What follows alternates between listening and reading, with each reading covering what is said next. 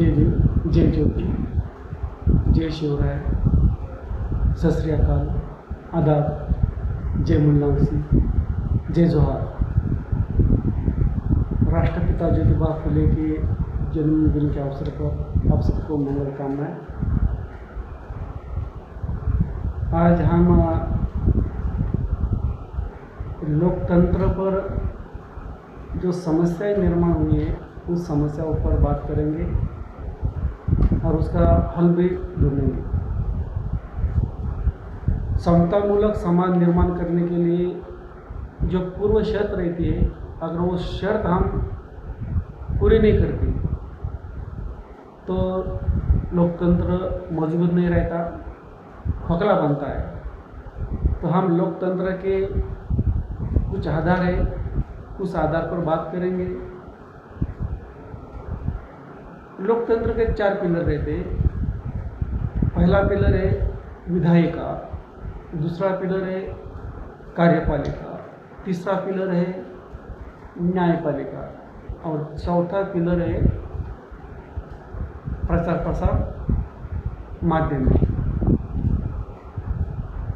यह 4 पिलर पर लोकतंत्र खड़ा है। अगर ये 4 पिलर मजबूत है, उनके जड़ें मजबूत है, तो लोकतंत्र का जो सिस्टम है वो मजबूत रहता है। लेकिन जो पिलर है विधायिका, कार्यपालिका, न्यायपालिका और प्रचार प्रसार मीडिया, इनकी जड़ें कितनी मजबूत है, इनका अगर हम अध्ययन करते हैं तो हमें पता चलेगा कि लोकतंत्र कितना मजबूत है। लोकतंत्र का पहला जो पिलर है उसको हम विधायिका संसद कहते हैं। संसद में राज्यसभा और लोकसभा से में मेंबर ऑफ पार्लियामेंट रहते हैं और SC, ST, OBC और माइनॉरिटीज की समस्या अगर उनकी संख्या के अनुपात उनका प्रतिनिधित्व अगर विधायिका में रहता है तो हम कह सकते हैं कि लोकतंत्र की मजबूती यहाँ अच्छी तरीके से हो गई है। लेकिन ऐसा दिखाई नहीं देता क्योंकि Congress, BJP, Trinamool Congress party, communist party A, communist party B, 3% लोगों के 5 नेशनल पार्टीज है, रिकग्नाइज नेशनल पार्टीज है और उनका एक कब्जा बना हुआ है, उनका पूर्ण कंट्रोल संसद पर है। तो ये हमारे लोकतंत्र के लिए एक घातक है। उनके लिए अच्छा है, उन लोगों के लिए अच्छा है, लेकिन बहुसंख्यक बहुजन समाज जो है 85% उनके लिए ये खतरा है। अगर हम दूसरा पिलर देखते हैं जिसका नाम है कार्यपालिका। कार्यपालिका जहाँ IPS ऑफिसर काम करते, IAS ऑफिसर काम करते, IRS काम करते, उच्च पदस्थ कर्मचारी, अधिकारी, पदाधिकारी यहाँ काम करते, प्रशासन में काम करते। जो विधायिका में जो कानून पास हुए उसकी अमलबजावनी करने का काम यहाँ कार्यपालिका में बैठे हुए लोग करते, प्रशासकीय अधिकारी करते।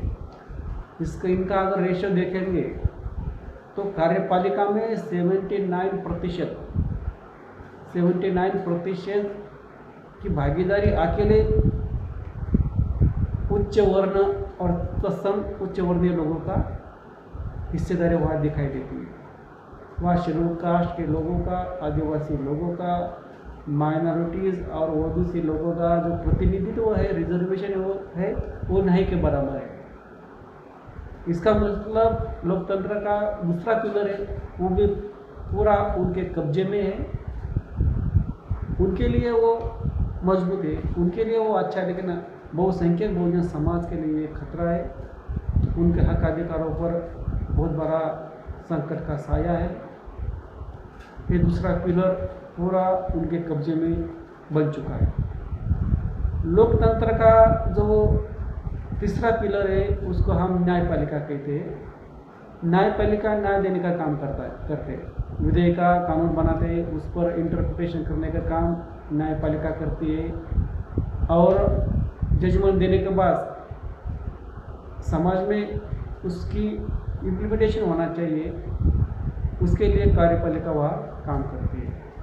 तो न्यायपालिका न्याय देने का काम करती है, तो न्यायपालिका कितनी मजबूत है? इक्वलिटी बिफोर लॉ वह लागू है क्या? न्यायालय तो न्याय देने का काम करती है, लेकिन न्यायपालिका में जो बेंच रहती है, वो सुप्रीम कोर्ट का जो बेंच रहता है, ग्रुप रहता है, उसमें 99% जो प्रतिनिधित्व है वह उच्च वर्णीय समाज का है। वह SC, ST, OBC और माइनॉरिटी का जो प्रतिशत प्रमाण है वो नहीं के बराबर है, लगभग नहीं है। ऐसे सिचुएशन में न्यायपालिका कौन से आधार पर न्याय दे सकती है, इसका अंदाज़ा हम कर सकते हैं। तो न्यायपालिका में प्रतिनिधित्व नहीं है। न्यायपालिका के जो पिलर है वो पिलर ही असमान तत्वों पर खड़ा हुआ है। तो ये लोकतंत्र मजबूती के लिए बहुत बड़ा रोड़ा है, खतरा है।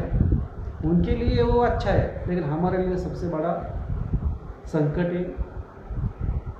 लोकतंत्र का चौथा जो पिलर है वो है प्रचार प्रसार माध्यम। उसमें ट्रेडिशनल मीडिया रहता है, वोकल मीडिया रहता है, जैसे मैं बोल रहा हूँ, इलेक्ट्रॉनिक मीडिया रहता है। ये सब मीडिया जो है प्रचार प्रसार माध्यम में आता है। उस पर पूरा का पूरा कब्जा उच्च वर्णीय जाति का है, लगभग 100% पूरा कब्जा। ABP माझा, जी न्यूज़, जितने सारे बड़े बड़े मेन स्ट्रीम के चैनल्स हैं वो पूरा उनका कंट्रोलिंग और उनका ओनरशिप जो है वो उच्च वर्णीय लोगों के पास है।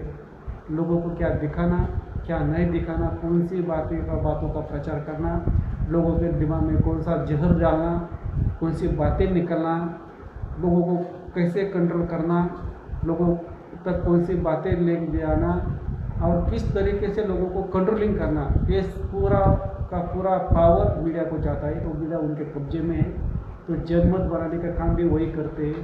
तो ये जो लोकतंत्र के 4 पिलर है, वो 4 पिलर की बुनियाद ही असमान तत्वों पर आधारित खड़ी हुई है। इसका मतलब लोकतंत्र पर सबसे बड़ा संकट मन रहा है। उनके लिए वो अच्छा है, लेकिन बहुसंख्यक बहुजन समाज के लिए ये खतरा है। उनके हक अधिकार छीनने का ये कार्यक्रम है। तो ये हमें समझना चाहिए। लोकतंत्र मजबूत करने के लिए सबसे बड़ा जो रोड़ा है कि लोकतंत्र पर विशिष्ट लोगों का कब्जा बना हुआ है। अगर ये कब्जा उनके लिए अच्छा है, उनके लिए उनकी व्यवस्था मजबूत करने के लिए वो काम कर रहे हैं, उनका काम ही हो, इसलिए उन्होंने तो 5-5 पार्टियाँ बनाई है। एक कांग्रेस पार्टी काम करते हैं, BJP पार्टी काम, इनके नीतियों में कोई फ़र्क नहीं है। जो कांग्रेस पार्टी की पॉलिसी है वही पॉलिसी जब बीजेपी के लोग आते वही पॉलिसी रन करते हैं। जहाँ उनके स्टेट में जहाँ जिस स्टेट में उनकी शासन है वहाँ वही पॉलिसी वो लागू करते हैं। तो पॉलिसी बनाने वाला भी वही है और पॉलिसी को लागू करने वाले वही लोग हैं।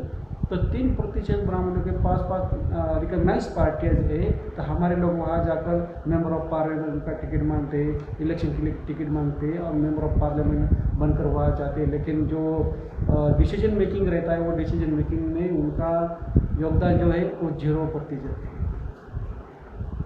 इस तरह लोकतंत्र ये मजबूत हमारे लिए खतरे का साया है। उस खतरे को कम करने के लिए हमें जैसा संत तुकाराम महाराज, नामदेव महाराज, इन्होंने पूरी ज़िंदगी लोगों को प्रचार प्रसार करने में लगा दी। क्या गलत है, क्या सही है, क्या लोगों को लिए अच्छा है, समता प्रस्थापित करने के लिए इन लोगों ने अपनी जान और ज़िंदगी कुर्बान की। तथागत बुद्ध, महावीर, बसवेश्वर,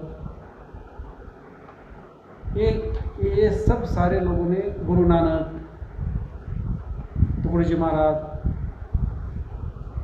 राष्ट्र संत गाडगे महाराज, इन लोगों ने समाज में हो रहे अंधश्रद्धा और गलत बातों के विरोध में लोगों को खड़ा किया, प्रचार प्रसार किया और इक्वलिटी इस्टेब्लिश करने का काम किया। वही काम हमें करना पड़ेगा, उसी तरह हमें जाना पड़ेगा, तब जाकर परिवर्तन आएगा, बदलाव आएगा। और ये व्यवस्था जो बनी हुई है लोकतंत्र को ख़त्म करने वाली व्यवस्था, इस व्यवस्था को हम बदल सकते हैं और लोकतंत्र को मजबूत करने के लिए हम आगे बढ़ेंगे। इस आशाओं के साथ ये बात यही ख़त्म करता हूँ। धन्यवाद।